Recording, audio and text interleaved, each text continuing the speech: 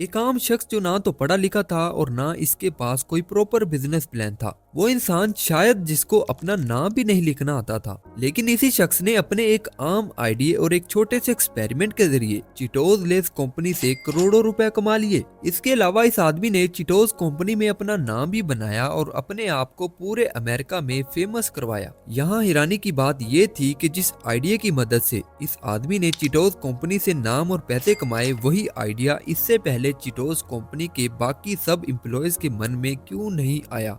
Fish TV की एक और वीडियो में फिर से खुश आमदीद। इस कहानी के बारे में जानने के लिए हमें 1958 में जाना पड़ेगा, जहां से इस सारी स्टोरी की शुरुआत हुई। इस कहानी की शुरुआत तब हुई जब 1958 में कैलिफोर्निया की गो सिटी में रिचर्ड मोंटेनेज नामी शख्स का जन्म हुआ। वही शख्स जो अपनी जिंदगी में जीरो से फुल हीरो बना। रिचर्ड जी का ताल्लुक अमेरिका के एक गरीब तर मैक्सिकन खानदान से था। रिचर्ड जी के माता पिता अंगूरों के एक फार्म में काम करते थे।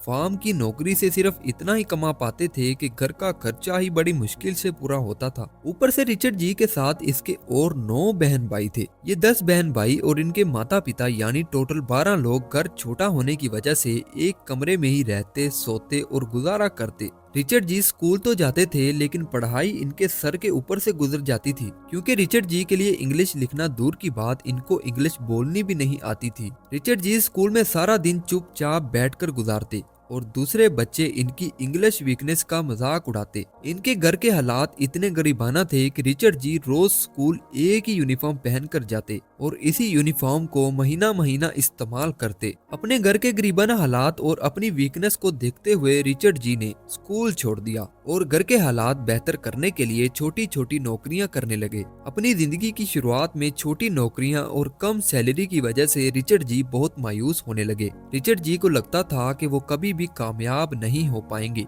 खैर 1970 में रिचर्ड जी के एक करीबी दोस्त ने इनको फ्रेटो ले कंपनी में चौकीदारी की नौकरी करने का मशवरा दिया। वो कंपनी जो नमकीन, लेस, चिप्स और स्नैकर्स वगैरह तैयार करती थी। खैर अब इस कंपनी में मुलाजमत के लिए एक नौकरी फॉर्म सबमिट करवाना जरूरी था। ये काम भी रिचर्ड जी के लिए इंतहाई मुश्किल था, क्योंकि मसला तो वही का वही था कि इनको इंग्लिश बोलना और लिखना नहीं आता। खैर इन्होंने अपनी बीवी से फॉर्म फिल करवाया और इस कंपनी में सबमिट करवा दिया। किस्मत इन पर मेहरबान हुई, जिसकी वजह से इनको फ्रेटोले कंपनी में नौकरी मिल गई।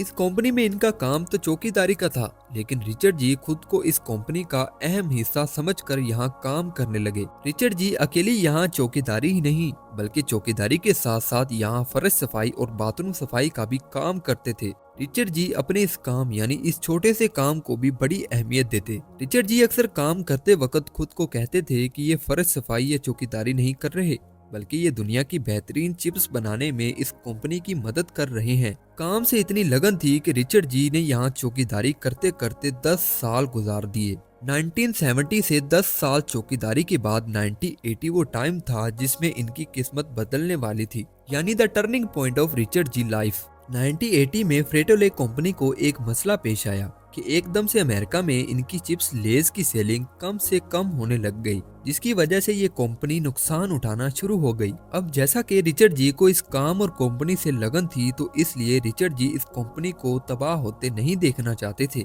एक दिन जब रिचर्ड जी खुद इस कंपनी के तैयार शुदा नमकीन चिटोस खा रहे थे, तो इन्होंने महसूस किया कि इन चिटोस का जायका आम हो चुका है और अमेरिकन पीपल्स मसालेदार चीजों को ज्यादा पसंद करते हैं। इसने सोचा कि अगर इन नमकीन चिटोस को मसालेदार वर्जन में तब्दील कर दिया जाए तो शायद अमेरिकन पीपल्स इन चिटोस चिप्स को शौक से खाने लगे। इसने मजीद सोचा कि ये खुद तो इतनी चटपटी चीजें शौक से खाता है, तो अमेरिकन अवाम कितने शौक से खाती होगी। बस इसने सोच लिया कि अब ये खुद इन चिटोस पर एक मसाला एक्सपेरिमेंट करेगा। रिचर्ड जी ने कुछ सादा चिटोस उठाए और अपने साथ घर ले गए। इन्होंने अपनी बीवी को साथ मिलाया और मिर्ची पाउडर, लेमन के रस और कुछ मैक्सिकन मसालों की मदद से इन सादा चिटोस को मसालेदार बनाने की ट्राई की। इनकी ट्राई पर जब मसालेदार चिटोस तैयार हुए तो पहले इन्होंने खुद खाए।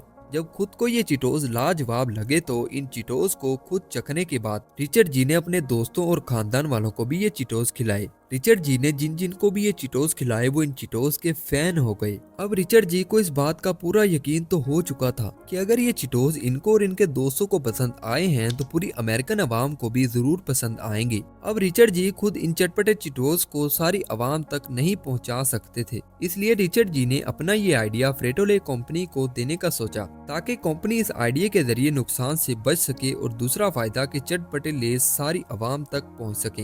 रिचर्ड जी ने फ्रेटोले कंपनी के सीईओ रॉजर एजिको का फोन नंबर लिया और बड़ी हिम्मत से इनको कॉल लगाई, क्योंकि रिचर्ड जी कंपनी के एक चौकीदार थे और चौकीदार का डायरेक्ट सीईओ को फोन करना खतरे से खाली नहीं था। कॉल उठाने पर रिचर्ड जी ने इनको कहा कि मेरे पास एक ऐसा आइडिया है जो कंपनी को नुकसान होने से बचा सकता है। सीईओ भी फ्रीटोले कंपनी को प्रॉफिटेबल करना चाहते थे। खैर ये इनके आइडिया वाली बात से मुतासिर हुए और इनकी बात सुनने पर राजी हो गए। अब सीईओ के साथ रिचर्ड जी की मीटिंग तय हो गई। रिचर्ड जी ने ना तो इससे पहले कभी किसी के साथ मीटिंग की थी और ना इनको मीटिंग्स के लिए तैयार होना आता था। रिचर्ड जी ने एक सस्ती टाई खरीदी और इसको पहनकर हर रोज शीशे के सामने मीटिंग में बोलने की प्रैक्टिस करते। इन सब कामों में इनकी बीवी इनका साथ देती थी। खैर जब मीटिंग का दिन आया तो रिचर्ड जी ने अपना आइडिया सारे एम्प्लॉयज और सीईओ को पेश कर दिया। चटपटे चिटोस का आइडिया सीईओ को बड़ा पसंद आया, क्योंकि सीईओ को लगा कि फ्रेटोले कंपनी चटपटे चिटोस बनाकर अपने खोए हुए अरूज को वापस पा सकती है। खैर फ्रेटोले कंपनी ने रिचर्ड जी के आइडिया की बदौलत मसालेदार चिटोस तैयार किए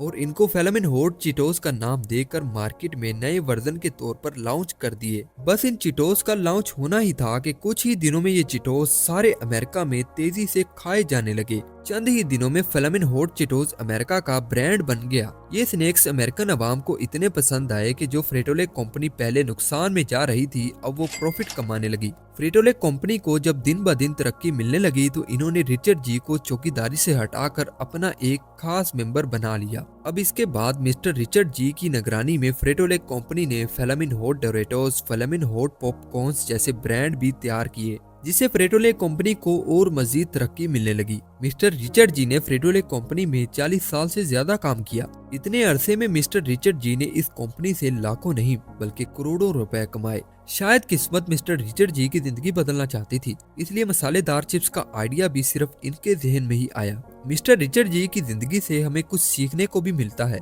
नंबर 1, कोई भी काम छोटा नहीं होता। अगर हम अपने काम को अमानतदारी और दिल से करेंगे तो एक दिन जरूर कामयाब होंगे। नंबर 2 के इंसान को खुद पे फुल भरोसा करना चाहिए कि इसका भरोसा ही इसको कुछ बड़े लेवल्स पर ले जा सकता है। नंबर 3 के इंसान को अपने करीब चीजों को जांचना चाहिए और इनमें की जाने वाली गलतियों से कुछ सबक सीखना चाहिए। नंबर 4 मेहनत भी लगन से करनी चाहिए और अपने काम से प्यार भी करना चाहिए। ये लगन, प्यार और मेहनत का फल एक दिन जरूर मिलता है। ये थी आज की सारी स्टोरी वीडियो। कहाँ एक अनपढ़ और बेबस इंसान जिसने एक छोटे आइडिया से करोड़ों रुपए कमा लिए। है ना हैरानी की बात। यहीं पे ये स्टोरी एंड करते हैं। उम्मीद है कि आपको ये वीडियो बहुत ही इंटरेस्टिंग लगी होगी। अब आप इस वीडियो को एक लाइक करके हमारे फिश टीवी चैनल को सब्सक्राइब कर लें और साथ बने बेल आइकन को भी प्रेस कर लें ताकि आने वाली हर नई वीडियो आप तक सबसे पहले पहुंच सके। और हाँ, इस वीडियो को अपने दोस्तों के साथ भी शेयर कीजिए ताकि वो भी ऐसी वीडियोस देखकर लुत्फ अंदोज हो सके। मिलते हैं अगली वीडियो में। टाटा।